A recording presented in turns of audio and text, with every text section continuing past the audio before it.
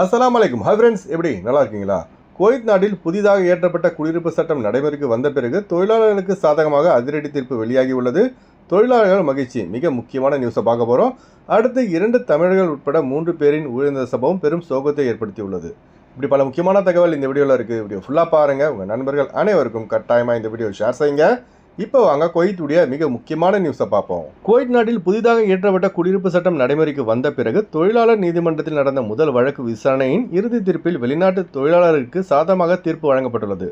புதிய குடியிருப்பு சட்டத்தின் பிரிவு 19 படி வெளிநாட்டு தொழிலாளரின் சம்பள நிலுவைத் தொகையை செலுத்த தவறிய கம்பெனியின் ஓனர் மீது குவைத்துடைய நீதிமன்றம் ஹம்சல்ஃப் அதாவது பார்த்தீங்கன்னா 5000 குவைத் தினார் அபராதம் விதித்து அதிரடியான தீர்ப்பை விதித்துள்ளது. அதுபோல குவைத் நாட்டின் புதிய குடியிருப்பு சட்டத்தின் பிரிவு 19 படி உள்துறை அமைச்சகத்தின் உரிமம் இல்லாமல் வெளிநாட்டவரை வேலைக்கு அமர்த்துவது, 3ஆம் தரப்பினருக்காக வேலை செய்ய கட்டாயப்படுத்துவது, தொழிலாளரின் சம்பளத்தை செலுத்த தவறுவது மற்றும் அவர்கள் பணியமர்த்தப்பட்ட வேலைக்கு பதிலாக வேறு வேலை செய்ய கட்டாயப்படுத்துவது, இவைகள் அனைத்துமே குவைத்துடைய தொழிலாளர்கள் சட்டப்படி குற்றமாக பார்க்கப்படுகிறது.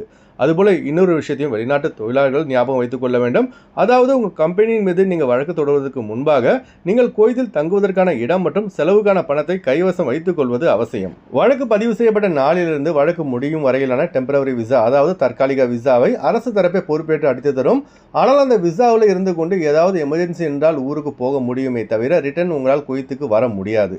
இதெல்லாம் தான் குவைத் தொழிலாளர் சட்டத்தில் இடம்பெற்றுள்ள முக்கிய தகவல்கள். அதுபோல மிக முக்கியமான இந்த தகவலை கட்டாயமாக உங்கள் நண்பர்கள் அனைவருக்கும் ஷேர் செய்யுங்க. அடுத்த தகவல், சவுதி அரேபியாவின் ஜிஷானில் இருந்து 50 கிலோமீட்டர் தொலைவில் உள்ள புராசன் தீவில் நடந்த சாலை விபத்தில் 3 இந்தியர்கள் பரிதாபமாக உயிரிழந்த சம்பவம் பெரும் சோகத்தை ஏற்படுத்தியுள்ளது.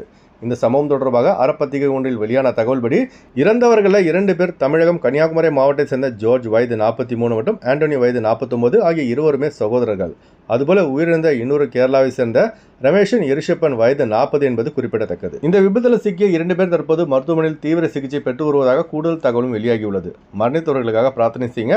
அதுபோல மருத்துவமனையில் சிகிச்சை பெற்று வரும் நம்ம சகோதரர்கள் விரைவில் குணமடையும் பிரார்த்தனை செய்யுங்க.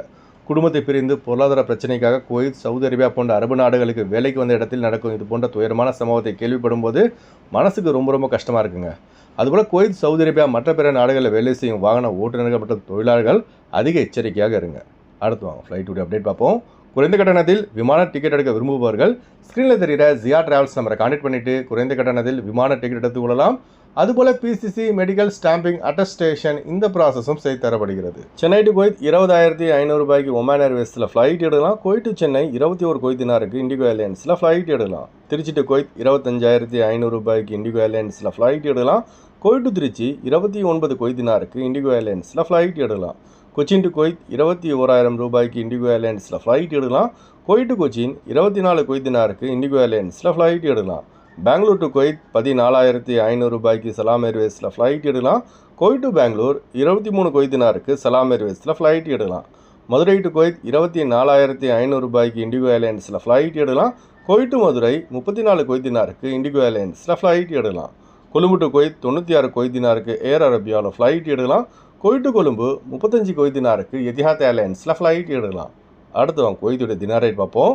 ஒரு தினார் குவைத் இந்தியாவின் மதிப்பு 288 ரூபாய் உள்ளது. ஒரு தினார் குவைத் இலங்கையின் மதிப்பு 982 ரூபாய் உள்ளது. இப்போ நான் சொன்னது குவைத்துடைய அல்முலா ரேட்டுங்க. அடுத்து குவைத்துடைய கோல்டு ரேட் பார்ப்போம். 1 கிராம் 24 கேரட் தங்கத்தின் விலை 36 தினார் 18 ஃபில்ஸாக உள்ளது. 1 கிராம் 22 கேரட் தங்கத்தின் விலை 33 தினார் 29 ஃபில்ஸாக உள்ளது. அதுக்கப்புறம் நம்ம அடிக்கடி நம்ம சப்ஸ்கிரைபர் கேட்கக்கூடிய கேள்விங்க, அதாவது வெளிநாடுகள்லேருந்து எவ்வளோ கோல்டு கொண்டு வரலாம் சொல்லிட்டு.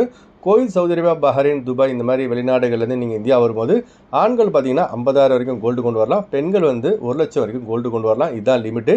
இதுக்கு மேலே நீங்கள் கொண்டு வந்தீங்கன்னா கட்டாயமாக டேக்ஸ் கட்டுற மாதிரி இருக்கும். ஓகே ஃப்ரெண்ட்ஸ், இந்த வீடியோ இப்போ ஷேர் செய்யுங்க. இந்த வீடியோ சம்மந்தமாக நீங்கள் என்ன நினைக்கிறீங்க என்பதை மறக்காமல் கமெண்ட்ஸில் பதிவு செய்யுங்க.